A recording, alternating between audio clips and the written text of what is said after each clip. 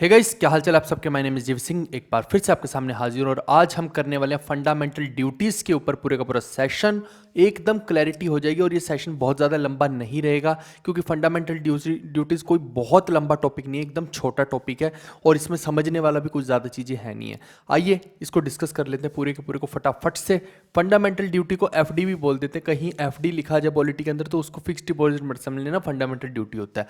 Article इसके अंदर involve केवल और केवल एक ही आर्टिकल है, 51A, सिर्फ एक आर्टिकल है इसके अंदर, जी हाँ। और पार्ट इसका है 4A, तो यानी कि बहुत आसान है इसको याद करना भी चीज़ों को। अब देखिए इसके अंदर क्या है, 11 गाइडलाइंस डाली गई हैं सिटीजन्स के लिए कि बेटा आप ये मत सोचिए कि सिर्फ और सिर्फ आपके अधिकार हैं, फंडामेंटल राइट होंगे आपके पास, लेकिन अगर आपको राइट्स दिए जा रहे हैं, प्रिविलेजेस दिए जा रहे हैं हमारे देश के अंदर, तो आपका कुछ फ़र्ज़ भी बनते हैं, आपकी कुछ ड्यूटीज़ भी हैं। आप दोनों चीज़ों को पैरेलली लेके चलिए। ऐसा नहीं हो सकता कि आप ड्यूटी ना करें और अधिकार की डिमांड करें, है ना। तो ये मैं आपको बताता हूँ कहाँ से आया है ये। इसका ओरिजिनल जो कंसेप्ट आया है ना, ये मतलब original constitution did not mention about the FDs. मैं आपको उस मुद्दे की बात बताऊँ तो ये इसको बाद में ऐड किया गया है, ठीक है। और बहुत सारे देश ऐसे, लगभग अगर आप बड़े देशों की बात करें तो केवल और केवल जापान का कॉन्स्टिट्यूशन ऐसा है जिसके अंदर ये देखने को मिलेगा, नहीं तो सब देशों ने इसको हटा रखा है। कोई भी देश इसको यूज़ नहीं करता है। क्यों नहीं करता अभी बताऊंगा मैं आपको। जो आइडिया है इसका कहाँ से लिया गया है, सोवियत यूनियन हुआ करती थी पहले, है ना। सोवियत कॉन्स्टिट्यूशन मान लीजिए, उसके अंदर से इसको उठाया गया है और उसमें मेजर पार्ट रशिया का हुआ करता था और सोवियत यूनियन मतलब भी रशिया था, है ना। लेकिन आज की डेट में हम देखें तो रशिया खुद अपने संविधान में इसको इंक्लूड नहीं करता, does not have the all these FDs, है ना। लेकिन जो जापान है, अगर बड़ी कंट्रीज़ की बात करते हैं तो जापान के कॉन्स्टिट्यूशन में आपको ये देखने को ज़रूर मिलेगा। अब होता क्या है कि 1976 में fundamental duties were added in the constitution, ठीक है। ये 1976 में यानी कि इंदिरा गांधी के टाइम में ये जो है ऐड हुई थी कॉन्स्टिट्यूशन के अंदर, जबकि हमारा कॉन्स्टिट्यूशन तो देखिए 1950 के आसपास का है और ये 1976 में ऐड हो रही हैं, बाद में ऐड हो रही हैं। और इसके साथ साथ आप देखिए कि जो 2002 में क्या होता है, वन मोर फंडामेंटल ड्यूटी जो है उसको ऐड कर दिया जाता है और ये वही ड्यूटी है जिसके बारे में थोड़ी देर पहले हम लोग बात करके आ रहे थे कि भैया वो जो पेरेंट्स है उनको बच्चों को पढ़ाना चाहिए है, तो 51A के अंदर ऐड किया जाएगा। वो मैंने ऑलरेडी वहाँ पे भी पढ़ा है, पीछे पढ़ा के आ रहा हूँ और आगे कंटिन्यूटी में वही सब चीज़ चल रही है। तो ये सीक्वेंस की बात है, एक सही सीक्वेंस में कंटेंट देना बहुत ज़रूरी होता है। अगर उसको आगे पीछे कर दिया जाए तो फिर बच्चे को समझ ही नहीं आएगा कि भैया बात कौन सी कहाँ पे जा रही है। इसीलिए ये जो बनाई गई है ना पीपीटीज और ये पूरा जितना भी आप पढ़ रहे हैं इस वक्त, सारा कंटेंट बहुत सीक्वेंसिंग के साथ बनाया है मैंने। इसमें क्या है, they were added on the recommendations of Swaran Singh committee. अब अगर पर्सन का नाम पूछ लिया जाए या कमेटी का नाम पूछ लिया जाए कि ये जो ऐड की गई हैं ये किसके बिहाफ पे ऐड की गई हैं, कौन था इसके कमेटी के पीछे मास्टरमाइंड जिसने कि इसके ऊपर पूरा का पूरा काम किया और बाद में इसको ऐड किया, तो वो है सरदार स्वर्ण सिंह। अब ये जो है, क्या इन्होंने खुद ही अपनी मर्जी से कर लिया था? जी नहीं, इनको किसने रिकमेंड किया कि ये करने के लिए काम? उस टाइम की पीएम इंदिरा गांधी जी ने, ठीक है भाई। तो ये पेपर के अंदर क्वेश्चन आ चुका है रिसेंट के ही, आई थिंक पिछले 2 सालों के अंदर अंदर ही ये क्वेश्चन आया हुआ है।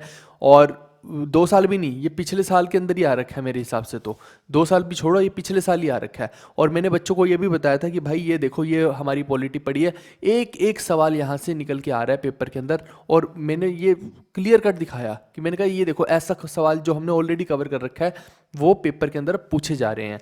तो बहुत डेप्थ में हमने चीज़ों को कवर करने की कोशिश की है। तो इंदिरा गांधी ने इनको, सरदार स्वर्ण सिंह को ये बोला था कि भैया आप इनके ऊपर काम कीजिए, फंडामेंटल ड्यूटीज़ के ऊपर। इन्होंने काम किया और बाद में ऐड हो गई, सिंपल सी बात ये है। It recommended only 8 fundamental duties. तो इन्होंने जो बनाई थी वो केवल और केवल 8 फंडामेंटल ड्यूटीज़ बनाई थी, जबकि मैंने क्या बोला कि हमारे आज की डेट में संविधान में 11 हैं, तो बाकी की जो है वो बाद में ऐड की गई थी। और जब इन्होंने ऐड की थी तो इन लोगों ने क्या किया था, इन दोनों ने ये रिकमेंड किया था इसके अंदर कि अगर आप इनको फॉलो नहीं करते तो आपको पिक्यूनरी पनिशमेंट्स दी जाएंगी। अब आप सोच रहे हो पिक्यूनरी पनिशमेंट्स होती क्या? पिक्यूनरी होता है पैसे से संबंधी, यानी कि आपको एक तरह से मॉनिटरी, इसको मैं आज देखिए एक वन वर्ड सब्स्टिट्यूशन या फिर कहीं की एंटोसाइनो भी सिखा रहा हूँ आपको। पिक्यूनरी का मतलब होगा मॉनिटरी, एक तरह से कि पैसे। तो ये आपके ऊपर पनिशमेंट लगा सकते हैं, भैया अगर आपने ये ड्यूटी का हनन किया तो आपको 500 रुपये देने पड़ेंगे। लेकिन government did not welcome the punishment part. Government ने कभी भी ये फोर्स करने की कोशिश नहीं की कि हाँ लोगों से पनिशमेंट करवानी है। जैसे एग्जांपल के तौर पे मान लीजिए कि आप कुछ ऐसा कर रहे हैं, जितनी भी 11 फंडामेंटल ड्यूटीज, मान लीजिए कि आप अपने बच्चे को 6 से 14 साल के बच्चे को आप एजुकेशन नहीं दे दिलवा रहे, तो क्या गवर्नमेंट आपके ऊपर फाइन लगा रही है? आज की डेट में कभी भी लगाती नहीं है। आप देखिए, बहुत ऐसा कोई रेयर चांस भी नहीं देखने को मिलता है ना। तो सिंपल सी बात है, गवर्नमेंट कभी भी फाइन के ऊपर वेलकमिंग नहीं है, बट ये चाहती हैं कि इनको आप करें ज़रूर फॉलो। अब इसके अंदर एक और चीज़ है कि ए न्यू पार्ट 4A और एक नया article 51A were added by the virtue of 42nd constitutional amendment act 1976। अब देखिए कि यहाँ पे अगर 42nd कॉन्स्टिट्यूशनल अमेंडमेंट ऑफ 1976 की बात करते हैं तो उसके तहत ही फंडामेंटल ड्यूटीज़ को ऐड किया गया था, और एक नया आर्टिकल 51A के नाम से ऐड किया गया था, जिसके अंदर हमने फंडामेंटल ड्यूटीज़ को ऐड किया। और अगर पार्ट की बात करते हैं तो मैंने बताया ना कि बाहर कंटेंट टेबल में भी तो बताना पड़ेगा कि कौन सा चैप्टर है ये, तो ये 4A चैप्टर है, एक तरह से समझ लेना, एग्जाम्पल के तौर पर बता रहा हूँ। फिर 10 duties were added to article 51A इस टाइम पे, लेकिन प्रेजेंटली इसके अंदर 11 ड्यूटीज़ हैं, ठीक है।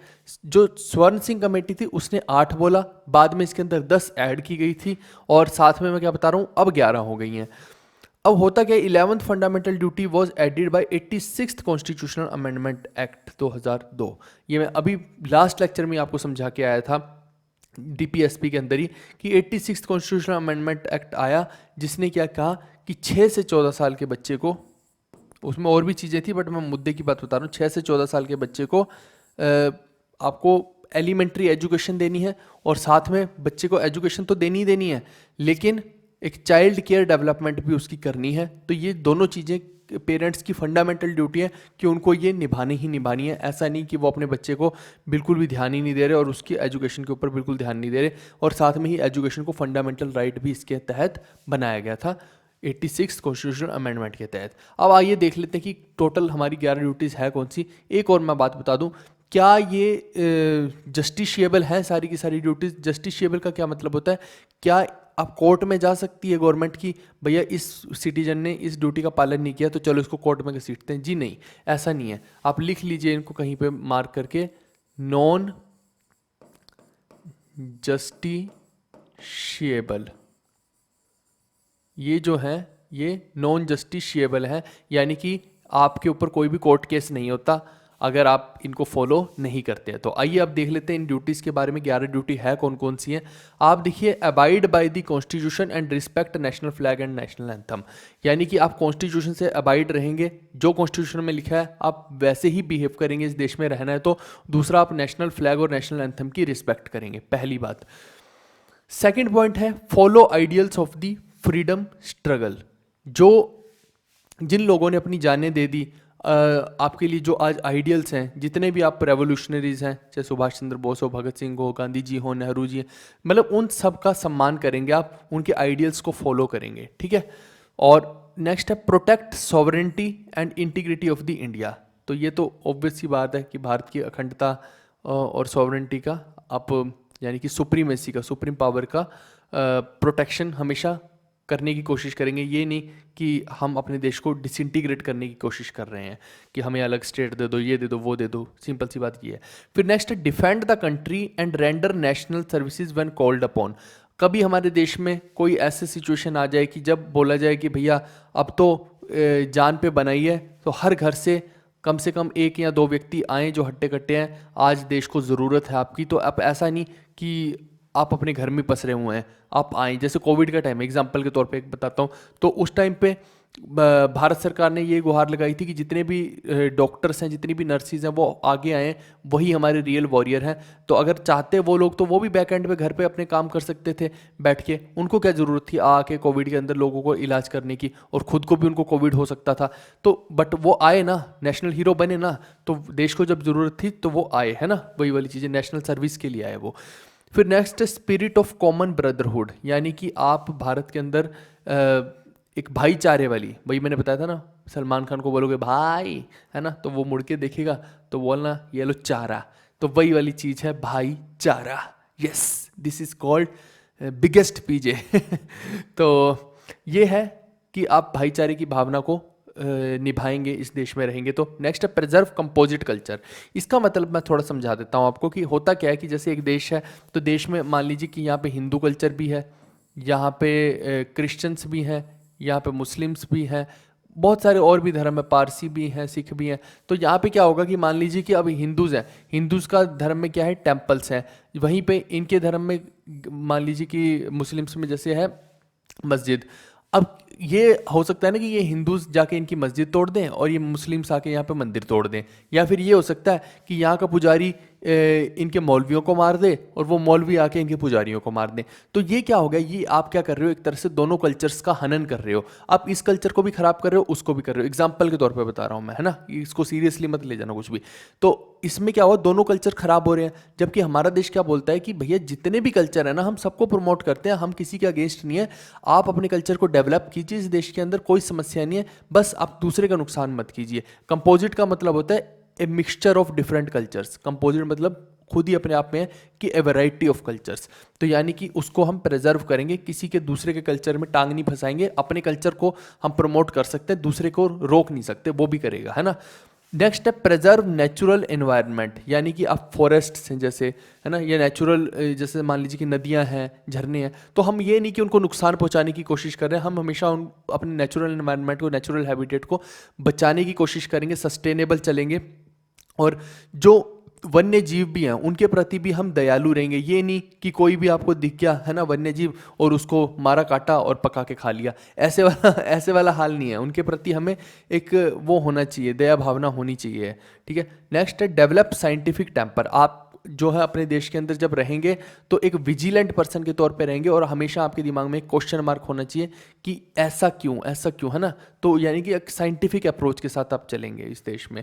नेक्स्ट है सेफ गार्ड पब्लिक प्रॉपर्टी। ये मैं बता रहा हूँ, ये जो डेवलप साइंटिफिक टेम्पर है ना, ये बहुत ज़रूरी है आज के देश में। आजकल ना बस इसी की कमी है, जिसकी वजह से लोग भक्त से अंधभक्त और मतलब पता नहीं क्या क्या बन जाते हैं, कट्टरता लोगों के अंदर आ जाती है। मैंने देखा, मैं कई स्टेट्स ट्रैवल किया हूँ, तो मैंने देखा कई स्टेट्स में, मैं नाम तो नहीं लेता किसी स्टेट का, कई स्टेट्स में ऐसा है धर्म के नाम पे कि एकदम लोग कट्टर हैं, पागल हैं, मतलब कि धर्म के बारे में बोल दिया तो हम काट डालेंगे, है ना। ऐसे अजीबोगरीब। मैं आपको बताता हूँ एग्जाम्पल के तौर पर, मैं एक स्टेट में गया, मैं नाम नहीं बता रहा स्टेट का, क्योंकि फिर क्या है कि लोगों को फील होने लग जाता है। तो मैं उस स्टेट में गया, तो वहाँ पे आई थिंक हनुमान जयंती का टाइम था, तो मैं वहाँ पे लाइन में लग गया। वहाँ पे क्या था, लंगर चल रहा था और रात का टाइम था, रात को लंगर चल रहा था। तो वहाँ लाइन में लोग लगे हुए थे और सब अपने अपने पत्तल में लेके और आगे चले जा रहे थे। तो मेरा भी मन हो गया, वैसे मैंने खा रखा था, पर मन हो गया कि चलो खा लेते हैं यार, क्या पता कैसा है यहाँ के स्टेट का, टेस्ट करके देखते हैं लंगर। अब यूजुअली हम तो यार अपने तो यहाँ पंजाब साइड में, चंडीगढ़ साइड में तो गुरुद्वारों में रोज़ ही लंगर लगे रहते हैं ना, आप देखिए कि कोई दिक्कत ही नहीं है। तो मैं वहाँ लाइन में खड़ा हो गया, है ना। अब हनुमान जयंती है उस दिन, जयंती क्या बोले, जन्मोत्सव बोलना चाहिए, जयंती तो नहीं बोलना चाहिए। तो लाइन में लगे हो, मेरा नंबर आता है, मैं उनसे लेता हूँ और मैं आगे निकलता हूँ। तो आगे दो अच्छे खासे हैं, हट्टे कट्टे लोग उन्होंने खड़े कर रखे हैं, जो विजिलेंट है, जो देख रहे हैं कि ये कहीं दूसरे धर्म का व्यक्ति तो नहीं है। तो ऐसे लोगों को रोक रोक के वो क्या कर रहे थे कि तुम बोलो जय श्री राम, तुम बोलो जय श्री राम। हर किसी को नहीं, जिसके ऊपर डाउट है। भाइयों को मेरे ऊपर डाउट हो गया यार, कमाल की बात है, मेरे को रोक के बोलते जय श्री राम बोलो तभी जाने देंगे, नहीं तो जाने नहीं देंगे। अब मेरे को एक बार तो अंदर से बहुत एग्रेशन आया कि भाई ये पड़ा तुम्हारा लंगर, तुम रख लो, हमें नहीं चाहिए, है ना। अजीब सा लगा है, मतलब एकदम से ऐसे। एक होता है कि आप अपने दिल से बोलें, अब दिल से हम कितनी बार भगवान राम का नाम लेते हैं, मैं अपने चैनल पे भी डालता हूँ कितना कुछ, है ना। तो जय श्री राम बोलते भी हैं हम लोग, लेकिन वो होता है एक खुद के अंदर से बोलना। एक हो गया कि किसी ने आपको फोर्स कर दिया आपको कि भैया तुम्हें जानी तब देंगे जब तुम भगवान राम का नाम लोगे। एक्चुअली में क्या है कि वहाँ पे आसपास में मुस्लिम लोग भी बहुत रहते, तो उनको ये लग रहा था कि कहीं मुस्लिम आके यहाँ पे लंगर ना खा जाए। भाई वो अपने धर्म के इतने पक्के लोग हैं, वो क्यों आके यहाँ पे लंगर खाएंगे। आप जाओगे मुस्लिम्स के वहाँ पे लंगर खाने, नहीं जाओगे ना। तो सिंपल सी बात है, इतना ये कॉमन अंडरस्टैंडिंग वाली चीज़ है, बट पता नहीं लोगों के दिमागों में पता नहीं क्या कचरा भर गया आज की डेट में कि लोग ऐसी ऐसी चीज़ें सोचते हैं। तो मेरे को पहली बार अपना जो रियल लाइफ का मैं एक्सपीरियंस बता रहा हूँ, पहली बार मेरे को वो कट्टरता फील हुई एक धर्म की ना, कि भैया ये क्या सेंस बैठी, आप ये क्या कर रहे हैं, मतलब ये कोई सेंसिबल चीज़ थोड़ी है। इसीलिए मैंने बोला कि आज की डेट में साइंटिफिक टेम्पर की बहुत ज़रूरत है, कि आप क्या कर रहे हैं, आपको थोड़ी बुद्धि तो होनी चाहिए, थोड़ी समझ तो होनी चाहिए कि आप कुछ भी कर रहे हो मतलब धर्म के नाम पे। ये इससे आप धर्म के साथ जोड़ नहीं रहे हो, आप लोगों को अलग करने की कोशिश कर रहे हो इससे, फिर समझे। इसीलिए धीरे धीरे आप देखिए कि लोग धार्मिक होना ही बंद हो गए हैं, ऐसा समय आना शुरू हो गया है। तो ठीक है यार, कलयुग वाली बात है ये, और कुछ नहीं है। बस भगवान के नाम पे जो हल्ला मचा के रखते हैं लोग, है ना, वो आप मत ही पूछिए तो अच्छा है। फिर नेक्स्ट है स्ट्राइव फॉर एक्सीलेंस, कि हम हमेशा कोशिश करेंगे, मेहनत करेंगे कि हम एक्सीलेंस अचीव करें, चाहे वो हेल्थ सेक्टर में हो, चाहे फिर वो ट्रांसपोर्टेशन सेक्टर में हो, सर्विस सेक्टर में हो, हम हमेशा एक्सीलेंट बनने की कोशिश करेंगे। ये नहीं कि खुद को गड्ढे में, गर्त में लेके जा रहे हैं, है ना। नेक्स्ट है, लास्ट है ये, ड्यूटी ऑफ ऑल पेरेंट्स की या फिर गार्जियंस की, वो अपने बच्चों को कम से कम 14 साल तक के, जब तक नहीं हो जाते हैं, उनको एक एलिमेंट्री एजुकेशन ज़रूर दिलाएंगे। ठीक है, ये उनका फ़र्ज़ है। ये सारी की सारी होगी फंडामेंटल ड्यूटीज़। एक कंसेप्ट अभी भी बाकी रह गया कि जिसके अंदर मैंने बोला था कि क्यों कोई भी देश इन फंडामेंटल ड्यूटीज़ को प्रमोट नहीं करता है, और इन फंडामेंटल ड्यूटीज़ को क्यों इनकी बहुत ज़्यादा आलोचना की गई जब ये बनाई गई। अब आपको मैं बताता हूँ उसका कारण। आपने जब ये सारी ड्यूटीज़ पढ़ी होंगी तो कहीं ना कहीं आपके मन में ये चीज़ आई होगी कि ये लिखा क्यों हुआ है भाई, ये तो कॉमन अंडरस्टैंडिंग वाली बात है कि ये तो है ही है। मतलब आपको अपने देश के रिसोर्सेज को बचाना है, कॉमन अंडरस्टैंडिंग। आपके देश में विपदा आ गई, आपको आगे आगे देश को बचाना है, कॉमन अंडरस्टैंडिंग। देश की धरोहर का सम्मान करना, कॉमन अंडरस्टैंडिंग। बच्चों को एजुकेशन देनी है, कॉमन अंडरस्टैंडिंग। मतलब आप देखिए, जो भी चीज़ है आपके दूसरे ब्रदरहुड की तरह रहना है, कॉमन अंडरस्टैंडिंग। कंपोजिट कल्चर का फॉलो करना है कि दूसरे धर्म को भी फॉलो करें, जो वो कर रहे हैं उनको करने दो, जो हम कर रहे हैं हमें करने दो, कोई समस्या नहीं है ना। कॉमन अंडरस्टैंडिंग कि अब हर जगह पे मसला नहीं सुलझाएंगे या टांग नहीं अड़ाएंगे। तो ये सब जब आप पढ़ते हैं इनको, तो आपको समझ में आएगा कि ये तो एक नॉर्मल बातें हैं भाई, कि जो हर कोई करेगा ही। अगर आप नहीं भी लिखेंगे ये तब भी होंगी। और ऊपर से यहाँ पे क्या लिखा है, ये नॉन जस्टिशिएबल है। जैसे ही इन्होंने ये लिखा कि ये नॉन जस्टिशिएबल है, तो वहीं से इसकी इसेंस भी खत्म हो जाती है और इसकी सीरियसनेस भी खत्म हो जाती है। या तो ये बोल दो कि इसके चक्कर में गवर्नमेंट बार बार लोगों के ऊपर केस करेगी और बार बार कोर्ट में जाएगा, जस्टिशिएबल मैटर है ना, तब तो लोग इसको बहुत स्ट्रिक्टली फॉलो करेंगे। लेकिन फिर ये अपनी इसेंस खो जाते हैं जैसे ही ये बोल दिया जाए कि ये नॉन जस्टिशिएबल है। तो इनको कोई फॉलो करे या ना करे, फिर वही वाली सीन हो जाता है। बट ये ऐसी चीज़ें जो कॉमन अंडरस्टैंडिंग वाली, कि जो करनी ही है एक देश के नागरिक को, सिंपल बात भाषा में ये बोल रहा हूँ मैं। तो इस वजह से इनको कभी भी किसी भी बड़े कंट्री के कॉन्स्टिट्यूशन ने रखा नहीं है। हर कंट्री के कॉन्स्टिट्यूशन ने इनको निकालने की ही कोशिश की है, रखा किसी ने भी नहीं। रशिया ने भी नहीं रखा, जहाँ से हमने अडोप्ट किया उन्होंने भी नहीं इसको रखा है, सिंपल बात। और एक और चीज़ है कि इसकी आलोचना क्यों बहुत ज़्यादा हुई। आप देखिए कि इसके अंदर कहीं भी ये नहीं लिखा गया कि आप भारत के नागरिक हैं तो आप टैक्स देना भी आपकी फंडामेंटल ड्यूटी है। जब आप कमा रहे हैं तो आप टैक्स भी प्रॉपरली देंगे, टाइम पे देंगे, ये कहीं नहीं लिखा। फैमिली प्लानिंग के ऊपर कहीं पे कुछ मेंशन नहीं है कि भैया देश की जनसंख्या आज भारत टॉप पे पहुंच गया। सबसे टॉप पे जनसंख्या किसकी है? चाइना की नहीं है, भारत की हो गई है। चाइना नीचे आ गया है। तो आप देखिए कि फैमिली प्लानिंग के ऊपर कोई इसके अंदर वो नहीं है, फैमिली फंडामेंटल ड्यूटी। तो मतलब ऐसे बहुत सारे पॉइंट्स यहाँ पे मिसिंग थे, जिसकी वजह से इनको बिल्कुल भी वेलकमिंग नेचर में नहीं देखा गया फंडामेंटल ड्यूटीज़ को। इसीलिए मैंने बोला कि ये बहुत ज़्यादा इंपॉर्टेंट टॉपिक नहीं है, लेकिन इसमें 3-4 चीज़ें इंपॉर्टेंट थी। अब कोई नहीं पूछने वाला ये सब चीज़ें आपसे, ये मैंने बता दिया कि है क्या। 3-4 जो इंपॉर्टेंट चीज़ें थी ये थी। और 11th फंडामेंटल ड्यूटी के बारे में ज़रूर पूछ सकता है। ये 2-4 चीज़ें होती हैं, या कौन सी कमेटी थी इसके लिए, स्वर्ण सिंह कमेटी थी, क्या ये जस्टिशिएबल है, नहीं ये नॉन जस्टिशिएबल है। तो यही मोटे मोटे तौर पे चीज़ें जो आपसे ये पूछ सकते हैं। चलिए, आई होप कि आपको समझ आया होगा। बहुत आसान सेशन था और छोटा सेशन था। हम मिलते हैं नेक्स्ट सेशन में। Bye bye, take care, see you, love you all.